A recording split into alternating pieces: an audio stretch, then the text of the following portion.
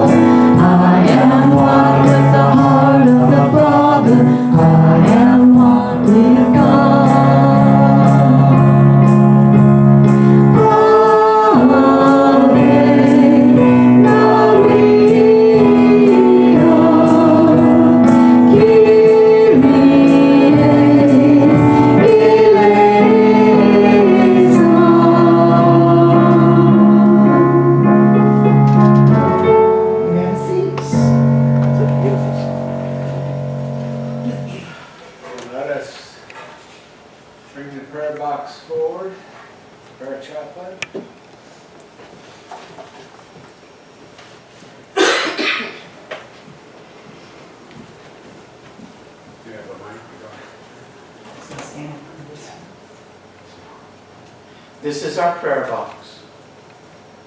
We keep it at the back of the church so that it's there available for us to write our prayers down on a slip of paper and place them in the box. We will keep it here at our home church where we'll pray over it for 30 days before we send it to Silent Unity in Unity Village, where it will remain there and be prayed over for another 60 days. So let us now just take a moment to relax and move into that higher place. And let us lift up each of these prayers, whether they're written down and placed in this prayer box or written on our hearts, and hold them in spirit for their fulfillment to the highest good of all. And we say thank you. And so it is. Amen.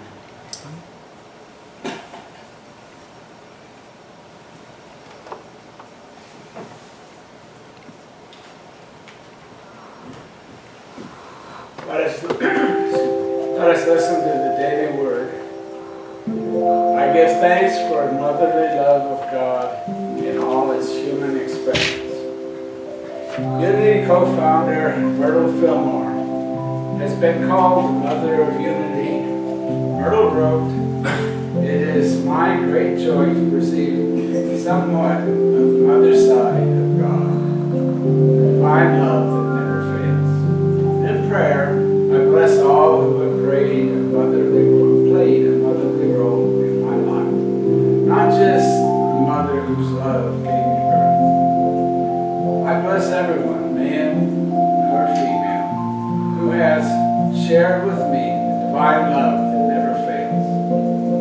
Everyone who has nurtured me, who has encouraged me by believing in my potential for good, has blessed me with the motherly love of God. Just as I receive, I give love in return, sharing comfort and understanding. I am grateful to be an expression of motherly love. And from Isaiah 66, verse 13, as a mother comforts her child, so will I comfort you. You shall be comforted in Jerusalem.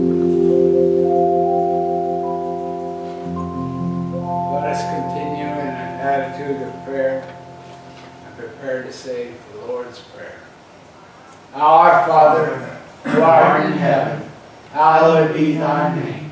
Thy kingdom come, thy will be done, on earth as it is in heaven. Give us this day our daily bread, and forgive us our debts, as we forgive our debtors. And lead us not into temptation, but deliver us from evil. For thine is the kingdom, and the power, and the glory, forever. Amen.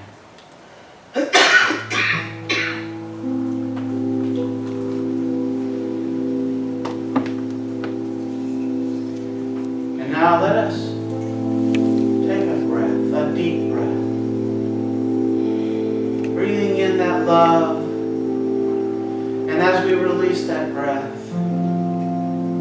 feeling the gratitude as we let go. Gratitude that we can fearlessly rely on God. And now let us know the truth of who we are. Spiritual beings, inheritors of that divine spirit. That is our nature. Spirit. And let us feel the light. Feel the music as it passes over and through your body, just like that divine light from the universe passes over, through us and back to the universe. And as it touches ourself, it touches each cell in our body. Just like the branches on a tree reach out to touch the sunlight. So it is that Spirit reaches through our body and touches every cell.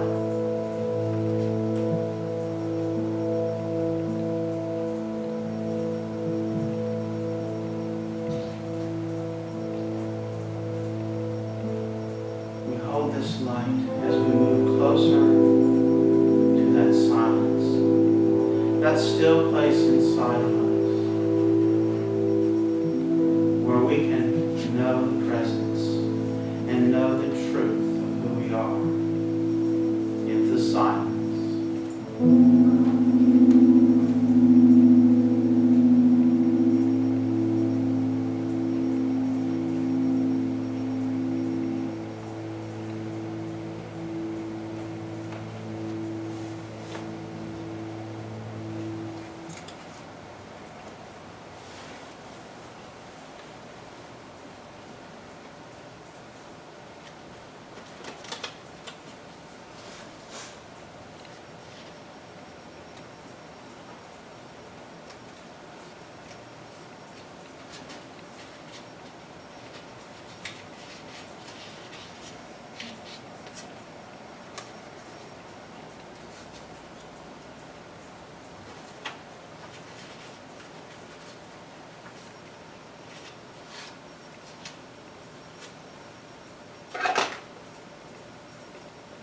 From that silence comes that still small voice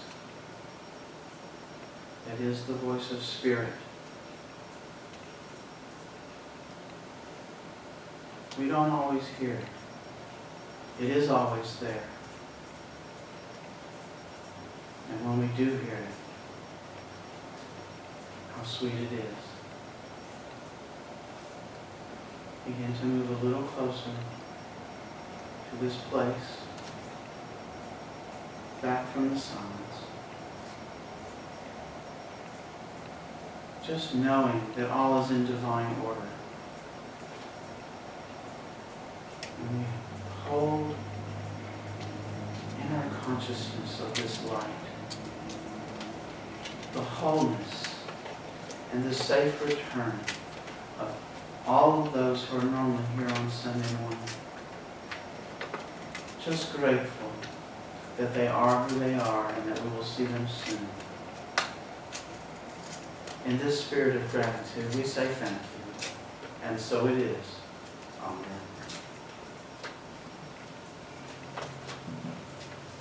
So this morning I want to speak about spiritual gifts.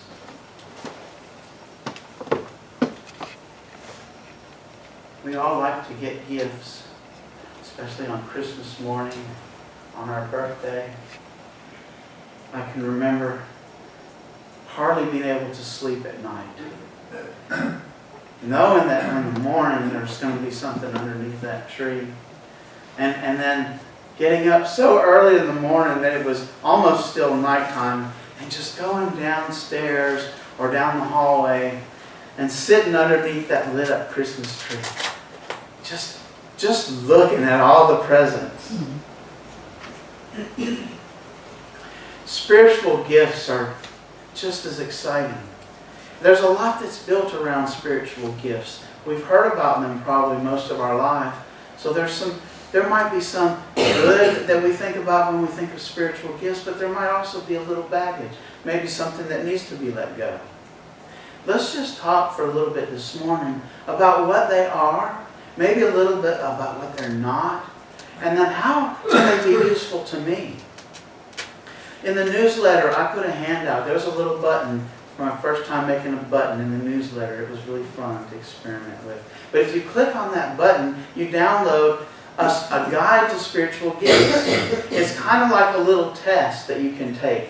You go down and you check off the ones that apply to you. And really, to do it right, you just got to remove your whole self from the test and be as objective as you can. It's like, well, how would someone else see me in this? Not so much how I see myself, but how would someone else perceive me in relation to these things? And I really encourage each of you to go and download that little worksheet and work through it. There's a story that I tell in my reflections about how that worksheet worked in my life. I was going through a phase where everything seemed to be piling up on me. Not only things at my work, which that's almost normal that those things start coming at me, but I was feeling it here in the church family. And I was letting that get to me. And I couldn't find my way. And I thought that Spirit wanted me to go a certain way. And notice I said I thought that. I was deceiving myself. I had allowed my ego to convince me that Spirit was telling me something and Spirit wasn't. And I continued along that path. And it started making me really, like I say, the stress, all these stressors were building. And I allowed them to continue to build because I was stubborn. I can definitely be stubborn. And I was so stubborn to the point that I got sick. The flu was going around, and I was just sure I had the flu. Every muscle in my body ached. I mean, I went to the doctor. I hardly ever go to the doctor. And I went to the doctor because I had to work, and I felt so terrible I couldn't sit at my desk. Finally, I was at work, and I just told my boss, I got to go. I got to find out if I got the flu because I felt like I had a fever. So I went in there, and I put on one of those masks so I wouldn't contaminate anybody else. Because I knew I already had whatever it was. And the doctor took a swab and checked all my vital signs and stuff and come back and told me I didn't have the flu. So that was a big relief. But I still felt just awful. I had a sinus infection and bronchitis, and they gave me a shot of steroid, but that shot, it didn't feel like a normal shot. It felt like someone punched me hard. But it did help me. I felt a lot better. I started getting better. That's whenever I was taking a class on metaphysical interpretation of Acts to Revelation. And one of the things we were talking about is in Corinthians, there's these spiritual gifts. And that's kind of what we're going to talk about here in a minute. But so I had this spiritual gifts worksheet that I shared with you on the newsletter. And I started filling that out. And I noticed some things that I was trying to overdo. I wasn't following the things that was meant for me to do. And I was trying to do things that were meant for someone else to do. I don't know if you remember, but I was really trying to take on what I thought was my role right here. And I was trying to do so many things And it was just building. There was no way I could do it all. There was just no way. I was between a rock and a hard place. If I did something well, I couldn't do the other thing. And I couldn't be at Sunday school and rehearsals at the same time. And I love Sunday school, and it's so valuable to everybody that goes. But yet, if I had to get up and leave at 10:30, well, some people don't even get there till 10. No, I'm sorry, I had to leave at 10. You know, I was supposed to start at 9:30. But anyway, so I took this quiz, and I realized in that moment what I was doing. My ego brain had taken over, and I was following that path the ego was leading me on. And taking that worksheet, because I had to remove myself in order to answer the questions right, I was able to see clearly what I was doing.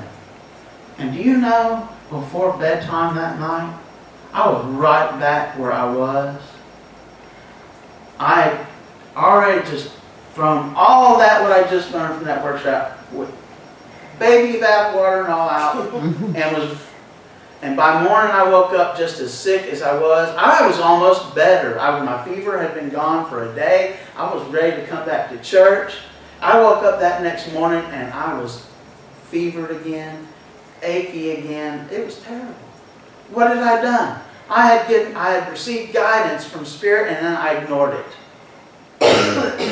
I ignored it. It was a clear message. Sometimes our lessons are gentle and easy, but if we don't pay attention to them, then we get hit with a shovel in the face that is a sinus infection and bronchitis or some other thing to get our attention. And it got my attention because just the night before I had felt better. I knew, and so that was still there at the back of my mind.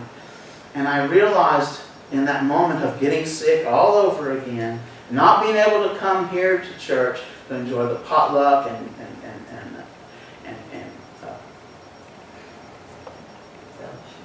fellowship, but Jack was here, and we were going to do the visioning upstairs at the potluck, and I really wanted to be a part of that, and yet I was sick again. I was sick again. But that was the lesson. It finally sunk through. It did. And when I went to my meditation time that morning, I felt better than I had in a long, long time. My meditation was quiet. I was able to find that stillness that I don't always find, but when I do, I'm so grateful for it. And I had a good one then, because I really think it's because it was Spirit welcoming me back. You know, like the prodigal son. I had come back to the right path, and my meditation that morning was so clear. And I just hope that for the future, not only me, but that all of us, that we can appreciate those gentle and easy lessons and fun lessons, so we don't have to get hit with a shovel. And I don't want the shovel anymore. So we have spiritual gifts. It's something that we all get. But we're all a little different. So in the Old Testament, it talks about spiritual gifts. This is a familiar thing you may have seen before, especially maybe in the Catholic Church. I believe this is a lot of what's shown as being our gifts. You have, you have your knowledge, your understanding, wisdom, counsel. A lot of those are some of the 12 powers, so they look familiar to us in unity.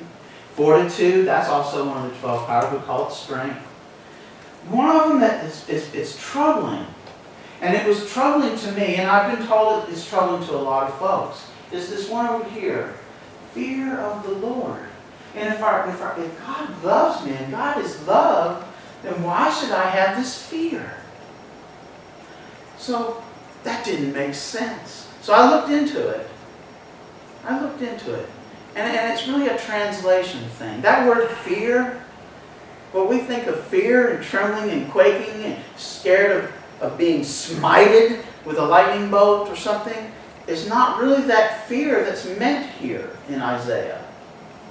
That word is more like awe or respect or not my will, but thy will. So it's not something where I'm quaking and trembling. It really is not. That's a wrong reading. It's really a shame that it was translated like this from the Hebrew, because it's led us Christians through the centuries before we had unity into some things that were not really pretty. They really weren't. I mean, I don't want to go into those. But that's just one way to look at spiritual gifts. So there's other ways. Oh, there's that frog. Fearlessly rely on God. I like that guy. I just had to put him in there again. Now, down there underneath the statue, you can see it says, and now 3 remain: faith, hope, and love. Those are also spiritual gifts. Maybe we don't think about it like that, but they are gifts of the Spirit. All of the 12 powers would be gifts of the Spirit. The greatest of these is love. Now, if the greatest of these is love, why would fear? So, you see how it doesn't make sense? And when something doesn't make sense, probably something's going on. Because things should be in harmony. That divine harmony. So whenever something doesn't make sense, we think about it a little bit more. Yeah? And we grow a little bit out of that. There's other ways to look at spiritual gifts, though. Here's a whole bunch of them. Look at there. A lot of this is what's on that worksheet. If you go and download it, and I encourage you to go and download it. These look familiar. Some of them were repeated, in Romans and Corinthians. You'll see some of the same ones. But the greatest of these is love. Love. What do we mean when we say love? You shall love the Lord your God with all your heart, all your soul, all your strength, and all your mind. And that's 100%. And love your neighbor as yourself. And you know what? If we know, and we know that God is in me and God is in you, if I love the Lord my God with all of these things, then I love you that way. I love each of you that way. I love everyone that I see. Even that person who seems so terrible and horrible. I'm one with that person. We all share that same divinity. And I could call some names, but I'm not. But we are still one with one another. And so I do love that person. And when I love that person that same way, look at what that does to the vibration of the world. To my own vibration. I can start feeling it already. And I'm going to tell you, if you weren't in that metaphysical Bible interpretation class, it was rolling. Spirit was there. We could feel it. Looking at those same Bible verses that we always see and seeing them in a new way, oh, how powerful that is. Corinthians talks a lot about spiritual gifts. Paul is really trying to tell us about those spiritual gifts. He says, now concerning spiritual gifts, brothers and sisters, I do not want you to be uninformed. There are a variety of gifts, but they all come from the same place, same Spirit, that Christ center within us. And each of us is given the manifestation of the Spirit for the common good. So we get those gifts to use them. We don't get them to use for our own self-aggrandizement. We get them to help each other. And that's love. The greatest of the gifts is love. So when we take those gifts that we've given and we use them to help, how great that is. Now,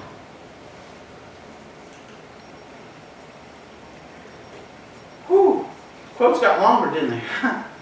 I'm going to read that one there, okay?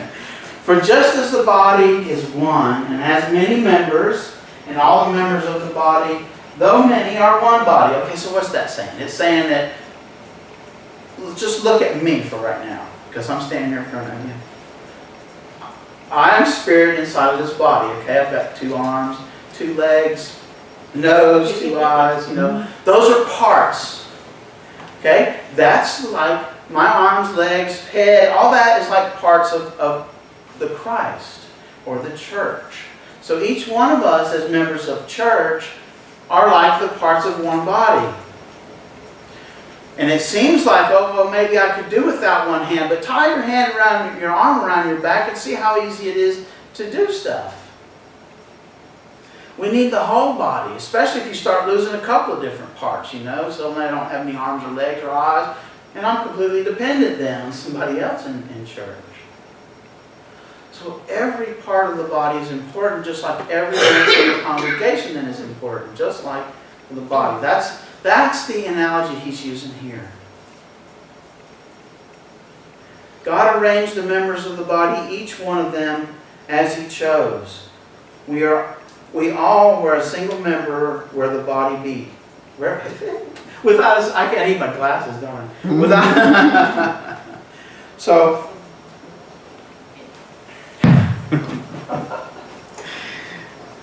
if all were a single member, where would the body be? As it is, there are many members, yet one body. The eye cannot say to the hand, I have no need of you, nor again the head to the feet, I have no need of you. And that's really what I was saying. We need the whole body, each to do its own job. You know, the hand doesn't need to try to be the one that sees, and the eye doesn't need to be the one to pick up the book. We all have our own job within the church. And when we try to do the job that's not ours, if we don't pay attention to the lesson, we get hit with the shovel. All right, so let's look at that list again. I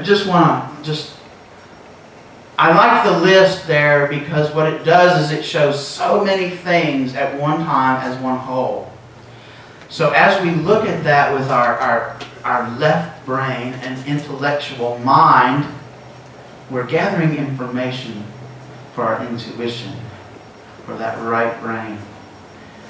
We're feeding our spirit this information. Spirit knows, but sometimes we need to be reminded of it.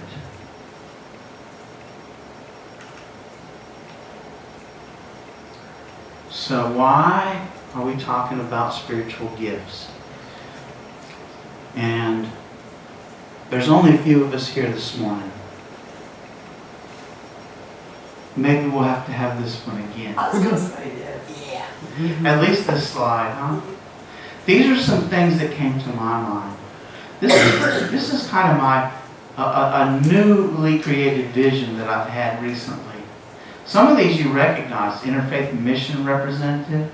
That's something we've been looking for. And we kind of had a volunteer. We're waiting for her to become a member and just kind of take over and run with that. Heidi. Marketing Committee Chairperson. See, I was doing that job until I became spiritual leader. Now we need someone else to take over those reins. We really got to get the word out there so Huntsville knows we're here and knows what we're about. Because I believe that there are plenty of people who want this food that we've got, that we serve up every Sunday. They want this healing energy of being here that we all experience. So we just got to let them know. A youth ministry leader. Now, why do we need a youth ministry leader? Because we're going to have youth here. This isn't babies we're talking about. We're talking about teenagers. Junior high up through high school. Youth. It's coming. I see that. We're going to need someone to help that. Someone to take that role. Children's church leader. Marlene was doing that downstairs, but her job is now where she can't do that anymore. So we need someone else to step up. So what I'm not asking right now is for everyone who's here just to raise their hand and slide into one of these slots.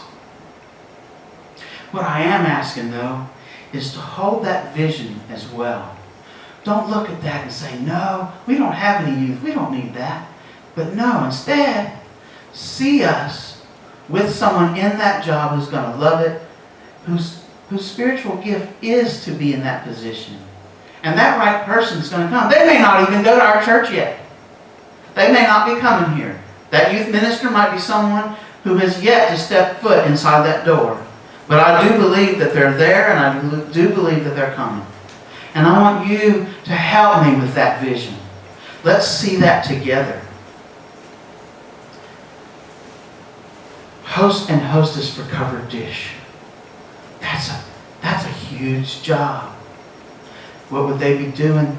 They would make sure that things got set up upstairs, that the tables were put in place, that the dishes were out, and that at the end, now this doesn't mean they got to do all the work. They're just the ones to make sure. And that doesn't have to be the same person. It could be like the positions on Cliff's list that's out in the hallway. We volunteer for that, and it rotates. That way one person doesn't get burnt out. And now, look at that next to the last one. A retreat, committee, chairperson, and members. When's the last time this church has hosted a retreat? Not since I've been here. But wouldn't it be so nice to have a retreat that we could go to that was close by, affordable? We have talent in this church. We have talent available to this church. There's no reason why we couldn't have a retreat. The only reason we don't is because we don't organize it, put it together, and publicize it.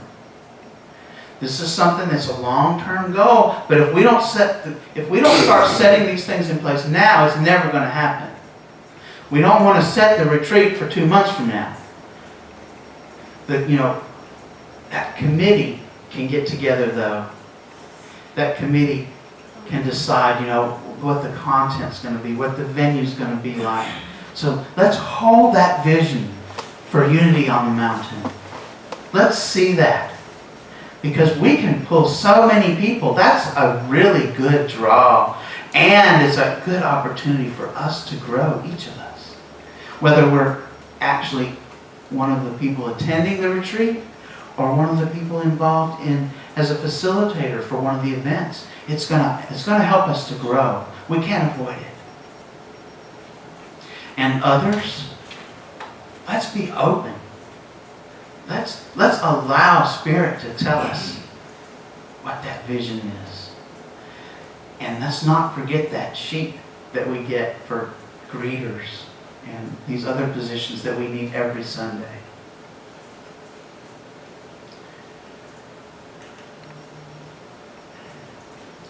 So as we pray, let us remember we don't have to do everything. We only have to do what is mine to do. We only have to do what is mine to do. And when we try to do more, sometimes we get the shovel. I can attest to that. And I'm going to try not to get the shovel anymore. And I pray that on everyone here. So, let's spend a few more minutes and let's just breathe together.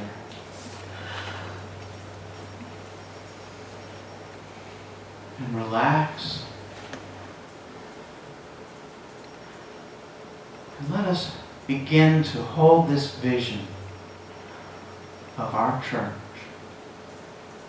full of people who all want to pursue truth. People of all ages, people of all types. Someone to fulfill every role. You see, by doing this together, we are working it. Because it doesn't work if you don't work it. But it works if you work it. For this we are grateful. For all of us here, all of us that couldn't be here this morning, we are so grateful. And I am grateful to be here with you. Thank you.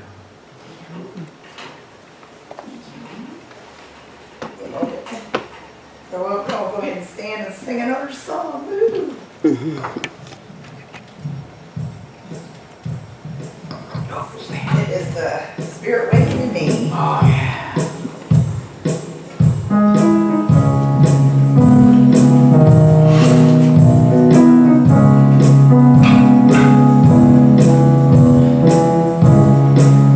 Spirit waking in me.